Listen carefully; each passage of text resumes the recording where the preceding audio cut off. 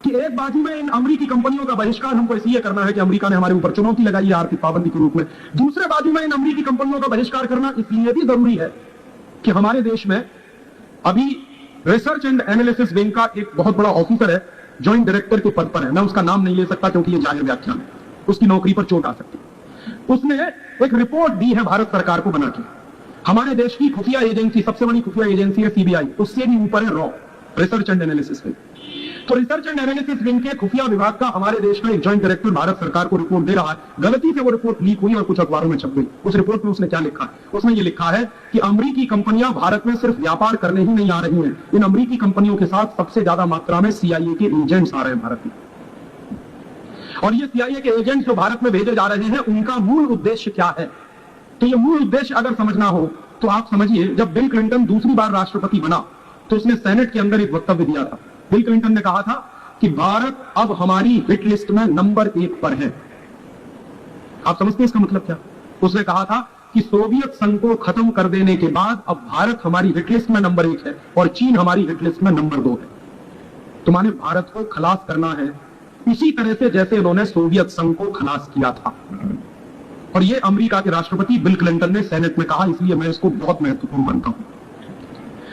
एक पुराना राष्ट्रपति और था अमेरिका का, उसका नाम था रोनाल्ड रीगन। रोनाल्ड रीगन जिस दिन रिटायर हुआ, माने जिस दिन उसका टर्म पूरा हुआ था और वो गया था अपना समय पूरा करके, तो उस दिन जो उसने आखिरी भाषण दिया है सेनेट में, उसकी भी नीति वही थी। उसने भी कहा था कि सोवियत संघ के खत्म हो जाने के बाद अब हमारे लिए जो चुनौती है वो या तो भारत है या तो चीन है। माने हम उनकी चुनौती पर हैं और इसलिए वो हमारे देश को खत्म करने के लिए कोई भी नीति बनाएंगे। सोवियत संघ को जिस तरह से उन्होंने खत्म किया, उसी तरह से भारत को खत्म करने की योजना भी उन्होंने बनाई है। सोवियत संघ कैसे खत्म हुआ था उसका किस्सा अगर आपको समझ में आ जाए तो भारत के खात्मे का किस्सा भी आपको समझ में आना शुरू हो जाएगा।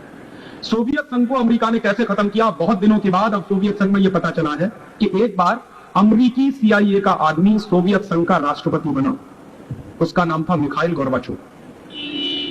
बहुत बार ऐसा होता है और किसी को होश नहीं होता कि उनके देश में क्या हो रहा। मिखाइल गोर्बाचोव जब सोवियत संघ का राष्ट्रपति बना तो किसी को इस बात का अंदाजा नहीं था कि ये अमेरिकी एजेंट है, लेकिन मिखाइल गोर्बाचोव राष्ट्रपति बना। और राष्ट्रपति बनने के तुरंत बाद मिखाइल गोर्बाचोव ने क्या किया? 1986 में मिखाइल गोर्बाचोव ने सोवियत संघ में 2 नीतियां चलाई। एक नीति का नाम था ग्लासनोस्ट और दूसरी थी पेरेस्ट्रोइका।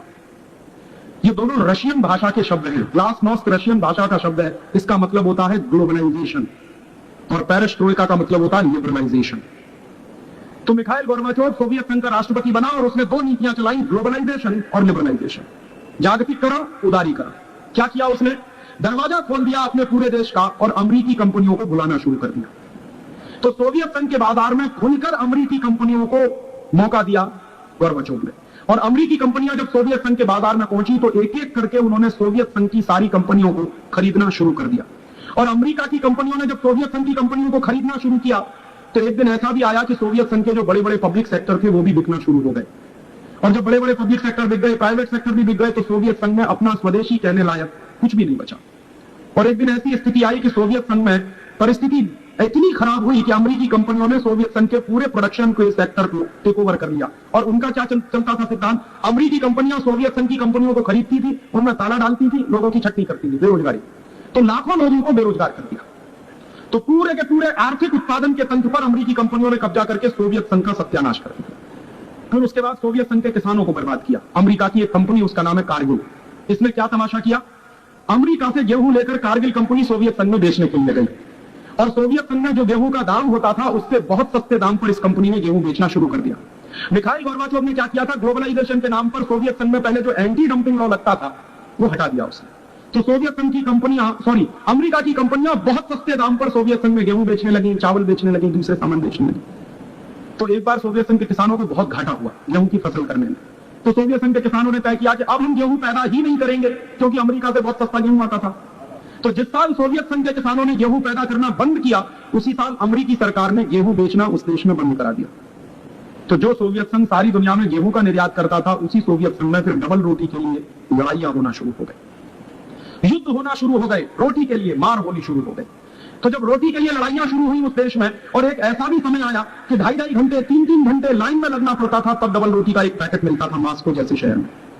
तो लोगों में गुस्सा पैदा हुआ और उससे हिंसा हुई और हिंसा बढ़ती गई। और एक दिन अमेरिका के राष्ट्रपति ने मिखाइल गोर्बाचोव को एक कहा कि हम आपके देश में ये जो लोग मर रहे हैं रोटी के बिना, भूख से मर रहे हैं, इन लोगों के लिए हम फूड पैकेट्स गिराना चाहते हैं, आप इसकी परमिशन दे दो। तो सोवियत संघ के मिखाइल गोर्बाचोव ने परमिशन दे दी। तो अमेरिका के जहाज आते थे, वो फूड पैकेट्स गिराते थे। तो उन जहाजों के पायलट ऑफिसर्स को ये इंस्ट्रक्शंस दिए हुए थे कि जहां कहीं 1000 लोग खड़े हो वहां सिर्फ 10 पैकेट गिराना, ताकि कोई खा ना सके उसको, और आपस में लड़के एक दूसरे को मार दे, खत्म करते। तो फूड पैकेट के माध्यम से अमेरिकी लोगों ने, अमेरिकी सेनाओं के पायलट ऑफिसर्स ने सोवियत संघ में फूड रॉयट्स करा दिए। और इतनी मारामारी हुई, इतनी घमासान मारामारी हुई कि एक राष्ट्र 17 टुकड़ों में खंड खंड बट गया। एक जमाना था जब कभी सोवियत संघ नाम का एक राष्ट्र था, आज दुनिया में ऐसा कहीं राष्ट्र नहीं है। अभी 17 टुकड़े हो गए थे। और जिस दिन सोवियत संघ के 17 टुकड़े हुए, उसी के बाद मिखाइल गोर्बाचोव अपना देश छोड़कर भाग गया और अमेरिका में रहना शुरू कर दिया उसने। और आप जानते हैं आजकल मिखाइल गोर्बाचोव अमेरिका की एक कंपनी का चीफ एग्जीक्यूटिव ऑफिसर है। और अब सोवियत संघ के लोगों को पता चला है कि वो अमेरिकी एजेंट था, जिसको सोवियत संघ का राष्ट्रपति बनाया गया, जिसके माध्यम से ग्लोबलाइजेशन कराया गया, लिबरलाइजेशन कराया गया, और पूरे देश का सत्यानाश कर दिया उसने। और जब अमेरिका में भागकर चला गया मिखाइल गोर्बाचोव, तो अमेरिकी सरकार ने उस मिखाइल गोर्बाचोव को नोबेल पीस प्राइज दिलवाया। शांति का सबसे बड़ा इनाम मिखाइल गोर्बाचोव को मिला। क्यों? क्योंकि उसने अपने देश का सत्यानाश किया, अमेरिका के स्वार्थों की पूर्ति की। मैं आपको कहना यह चाहता हूं कि जो आदमी अमेरिका के स्वार्थों की जितनी ज्यादा पूर्ति करता है, उसी आदमी को उतना बड़ा इनाम मिलता है। तो मिखाइल गोर्बाचोव को इनाम मिला, नोबेल पीस प्राइज। और आज मिखाइल गोर्बाचोव अमेरिका में रहता है, सोवियत संघ में नहीं रहता। अब सोवियत संघ के लोगों को पता चल रहा है कि वो अमेरिकी एजेंट था जिसने उनके देश का सत्यानाश किया। और इस कहानी के माध्यम से मैं आपको एक दूसरा उदाहरण और जोड़ना चाहता हूं इसी कहानी में, कि इसी अमेरिका ने एक और देश बर्बाद किया है, उसका नाम है इंडोनेशिया। और उस इंडोनेशिया को अमेरिका ने कैसे बर्बाद किया है, उसका भी किस्सा आप सुन लीजिए। इंडोनेशिया में एक राष्ट्रपति होता था, अब नहीं है, सुहार्तो। 1991 के साल में सुहार्तो ने वही किया जो मिखाइल गोर्बाचोव ने 1986 में किया। सुहार्तो ने भी अपने उस समय ग्लोबलाइजेशन इंडोनेशिया का दरवाजा खोल दिया, अमेरिकी कंपनियों को बुला लिया और अमेरिकी कंपनियों को लूट की खुली छूट दे दी। इंडोनेशिया का जो शेयर बाजार है वो पूरी तरह से अमेरिकी कंपनियों के कब्जे में चला गया। अमेरिका की एक कंपनी है स्टैनली मॉर्गन और दूसरी कंपनी है मेरिल लिंच। इन सब ने जाके इंडोनेशिया के पूरे शेयर मार्केट को कंट्रोल कर लिया और एक तरह से वो शेयर मार्केट को उठाते गए। इंडोनेशिया के लोगों ने ऐसा माना कि ये शेयर बाजार उठ रहा है तो इंडोनेशिया की कोई बड़ी भारी तरक्की हो रही है। तो इंडोनेशिया के लोगों ने अपने खून पसीने की कमाई शेयर बाजार में लगाना शुरू कर दिया। और एक दिन इन कंपनियों को समझ में आया कि अब इंडोनेशिया के लोगों के पास कुछ भी पैसा नहीं है, तो उन्होंने जितना पैसा लगाया था वो सब विड्रॉ कर लिया। तो ध्यान से शेयर बाजार इंडोनेशिया का जमीन पर गिरा। और जैसे ही इंडोनेशिया का शेयर बाजार गिरा, जकार्ता का शेयर बाजार गिरा, लाखों इन्वेस्टर्स वहां के बर्बाद हो गए, जिनका हजारों करोड़ रुपया डूब गया उस शेयर बाजार में। फिर वहां के कारखाने बंद होना शुरू हो गए, मंदी आ गई बाजार में। मंदी इतनी भयंकर आई कि व्यापारियों के सामने संकट पैदा हुआ। फिर व्यापारियों के बाद वो संकट बढ़ता किसानों के सामने गया और किसानों के सामने इतना संकट पैदा हुआ कि उत्पादन खत्म हो गया। तो वहां भी भुखमरी आ गई, लाखों लोग बेरोजगार हो गए। तो फिर लाखों लोगों को जब ये समझ में आया कि ये सब कुछ हुआ है ग्लोबलाइजेशन के कारण, लिबरलाइजेशन के कारण, तो अभी पिछले कुछ महीनों से इंडोनेशिया में आंदोलन चल रहा था, जिस आंदोलन की मुख्य मांग थी कि जिस राष्ट्रपति ने हमारे देश में ग्लोबलाइजेशन किया, लिबरलाइजेशन किया, हमारे देश का सत्यानाश किया, अब उस राष्ट्रपति को फांसी की सजा मिलनी चाहिए। तो फांसी की सजा तो नहीं मिली, लेकिन सुहार्तो को इस्तीफा देना पड़ा। और मैं आपको एक इसी के साथ दूसरी जानकारी और देना चाहता हूं कि सुहार्तो की सरकार में एक आदमी था जो वित्त मंत्री था 1991 के साल से। आज वो आदमी इंडोनेशिया छोड़कर भाग गया है अमेरिका में। और अब इंडोनेशिया के लोगों को समझ में आ रहा है कि 1991 के साल में जिस आदमी को वित्त मंत्री बनाया गया था इंडोनेशिया में, वो अमेरिका का एजेंट था और पूरी इंडोनेशिया की अर्थव्यवस्था को खत्म कर दिया उस आदमी। और मैं आपको आज यहां कह रहा हूं कि अभी अगले हफ्ते भर या 10 दिन के अंदर आप एक दूसरा समाचार सुनेंगे इंडोनेशिया का कि सुहार्तो अपना देश छोड़कर भाग गया और अमेरिका में रहना शुरू कर दिया उसने भी। अभी सुहार्तो का बैंक बैलेंस टेस्ट किया गया है, $400 करोड़ उसमें जमा है। पूरे देश का सत्यानाश कर दिया उस प्रेसिडेंट ने। अमेरिकी कंपनियों को लूट की खुली छूट दे दी, ग्लोबलाइजेशन लिबरलाइजेशन के नाम पर सारे धंधे खत्म कर दिए उसने। और आज उस इंडोनेशिया को बीच मझधार में छोड़कर सुहार्तो किसी भी क्षण भाग सकता है। और इंडोनेशिया में आग लगी हुई है। कैसी आग लगी हुई है? अभी हफ्ते भर पहले की खबर थी कि जकार्ता की एक दुकान में डबल रोटी के कुछ पैकेट रखे हुए थे। 100 नौजवान भूख से तड़प रहे थे, 3 दिन से खाया नहीं था। वो 100 नौजवानों को पता चला कि दुकान में डबल रोटी के पैकेट है, घुस गए। बाहर दूसरे 100 नौजवान खड़े हुए थे, उनको पता चला कि अंदर वाले सब खा जाएंगे, तो बाहर वाले लड़कों ने दुकान में ही आग लगा दी। वो 100 के 100 लड़के उसी में जलकर मर गए। तो भूख के लिए इतनी जबरदस्त लड़ाई इस समय इंडोनेशिया में चल रही है। और ये बिल्कुल आश्चर्य नहीं होगा आपको कि कल इंडोनेशिया भी ऐसे ही न टूट जाए जैसे सोवियत संघ टूटा था, गया है, बैंकरप्ट हो गया। दक्षिणी कोरिया की सरकार ने भी वही गलती की जो सोवियत संघ ने की, जो इंडोनेशिया ने की। उन्होंने भी ग्लोबलाइजेशन चलाया, लिबरलाइजेशन चलाया, और ग्लोबलाइजेशन और लिबरलाइजेशन चला के अमेरिकी कंपनियों को दरवाजा खोल के बुला लिया, और अमेरिकी कंपनियों ने पूरा का पूरा दक्षिणी कोरिया का बिजनेस चौपट करा दिया। सियोल का शेयर मार्केट ऐसे ही गिराया अमेरिकी कंपनियों ने जैसे इंडोनेशिया का गिराया, और उसके बाद फाइनेंशियल क्राइसिस खड़ी हो गई पूरे के पूरे साउथ कोरिया में। और नतीजे उसके ये निकले हैं कि साउथ कोरिया की बड़ी बड़ी कंपनियां बिकी कौड़ी के दाम में। उनकी सबसे बड़ी कंपनी हुंडई मोटर्स बिकी, बाजार में उसकी जो कीमत होनी चाहिए उसकी 1/3 कीमत पर हुंडई मोटर्स बिक गई। अमेरिकी कंपनियों ने उसको खरीद लिया। पूरा का पूरा साउथ कोरिया बर्बाद हो गया। और वहां के राष्ट्रपति महोदय ने अब यह कहना शुरू किया है कि हमने तो किया था ग्लोबलाइजेशन, हमने तो किया था लिबरलाइजेशन, लेकिन हो गया है रिकॉलोनाइजेशन।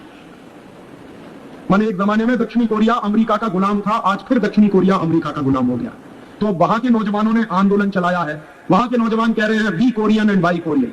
इंडोनेशिया के नौजवान जो आंदोलन चला रहे हैं वो भी यही कह रहे हैं, be Indonesian and buy Indonesian. Soviet संघ में बोरिस येल्त्सिन नाम का प्रेसिडेंट खुद ही आंदोलन चला रहा, be Russian and buy Russian. तो ये सारे के सारे उदाहरण मैं आपको इसलिए दे रहा हूं कि इन सभी देशों की बर्बादी हुई है अमेरिकी कंपनियों के कारण, क्योंकि अमेरिकी कंपनियां घुसी, ग्लोबलाइजेशन हुआ, लिबरलाइजेशन हुआ और सत्यानाश हो गया इन देशों का। और मैं अंत में यही कहना चाहता हूं कि हमारे देश में भी ऐसा हो रहा है। 1991 के साल से हमारे देश में भी ग्लोबलाइजेशन चल रहा है, लिबरलाइजेशन चल रहा है। और हमारे देश में जिन लोगों ने ये ग्लोबलाइजेशन चलाया, जिन लोगों ने लिबरलाइजेशन चलाया, उनमें दो सबसे महत्वपूर्ण लोग, डॉक्टर मनमोहन सिंह और पी चिदम्बरम, और दोनों को अमेरिका में बेस्ट फाइनेंस मिनिस्टर का अवार्ड मिला। माने मिखाइल गोर्बाचोव को नोबेल पीस प्राइज दिया गया क्योंकि उसने अपने देश की बर्बादी की। इंडोनेशिया के एक फाइनेंस मिनिस्टर को बेस्ट फाइनेंस मिनिस्टर का अवार्ड दिया गया क्योंकि उसने इंडोनेशिया की बर्बादी की। हमारे देश की भी बर्बादी करने वाले दो आदमियों को बेस्ट फाइनेंस मिनिस्टर का अवार्ड मिला। और इन दोनों लोगों ने जो ग्लोबलाइजेशन चलाया, जो लिबरलाइजेशन चलाया, उसका क्या सत्यानाश हुआ है। हमारे देश में भी दरवाजा खोलकर परदेशी कंपनियों को लूट की खुली छूट मिली है।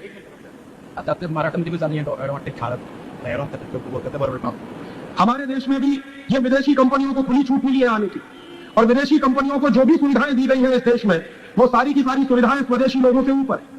परदेशी कंपनियों के माल पर टैक्स में कटौती हुई है। परदेशी कंपनियों के माल को भारत में बहुत आसानी के साथ घुसा दिया गया।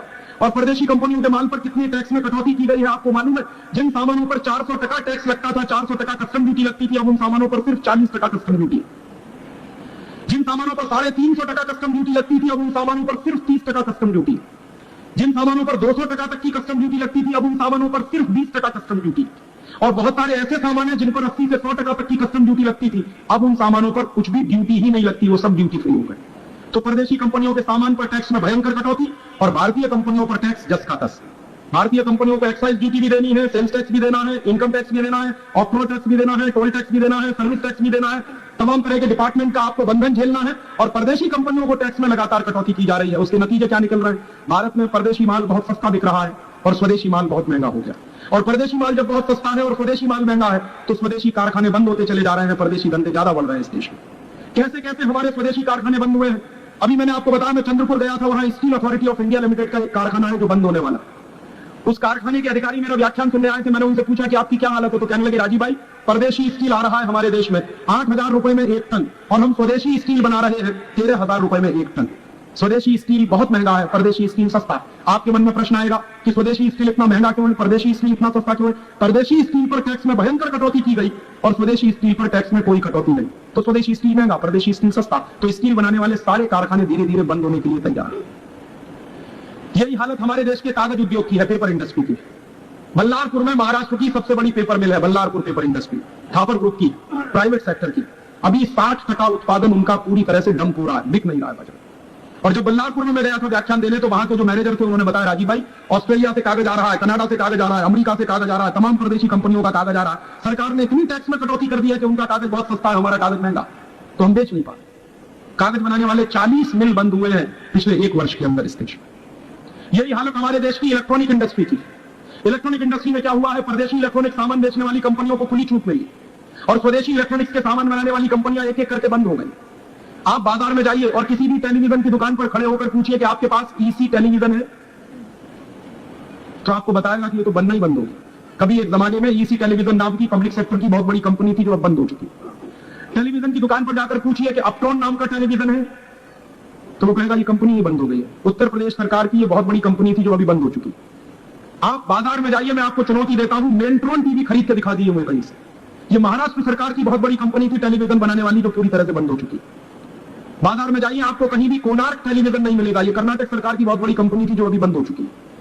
बाजार में जाइए, आपको टेलेरामा नाम का टेलीविजन नहीं मिलेगा। ये तमिलनाडु सरकार की बहुत बड़ी कंपनी थी जो बंद हो चुकी है। ऐसी हमारे देश की छोटी बड़ी हजारों इलेक्ट्रॉनिक्स की कंपनियां बंद हो गई, क्योंकि परदेशी इलेक्ट्रॉनिक्स का सामान आया, सस्ता किया गया उसको बाजार में टैक्स में कटौती करके, और भारतीय इलेक्ट्रॉनिक्स के सामान महंगे होते गए, कंपनियां बंद होती चली। यही स्थिति हमारे देश के केमिकल इंडस्ट्री की है, ड्रग्स एंड फार्मास्यूटिकल इंडस्ट्री की। बाहर से आने वाले केमिकल सब इतने सस्ते हो गए हैं क्योंकि सरकार ने टैक्स में कट किया उनकी। तो रॉ मटेरियल जो आ रहा है बाहर से, कच्चा माल आ रहा है, उस पर उतनी ही कस्टम ड्यूटी है जितने पक्के माल पर है।